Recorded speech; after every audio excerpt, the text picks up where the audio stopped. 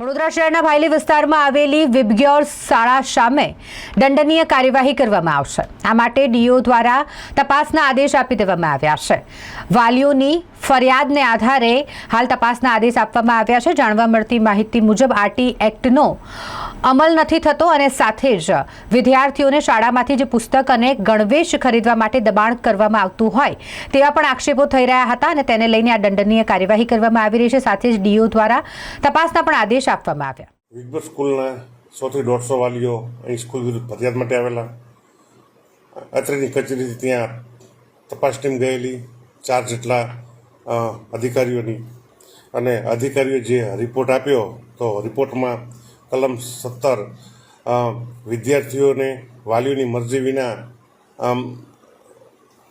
દબાણ કરવા માટે, એ ઉપરાંત શાળામાંથી વિવિધ ગણવેશ પુસ્તકો ખરીદવા બાબતે કલમ નંબર 17, સરકારશ્રીના અપાયેલી સૂચનાનું પાલન ન કરવા માટે કલમ નંબર 19, એ ઉપરાંત લાયકાત વિનાના શિક્ષકો અને આચાર્યો પણ નથી, એક કલમ 23, આ 3 કલમના ભંગ બદલ 30,000નો દંડ ફટકારવામાં આવેલ છે।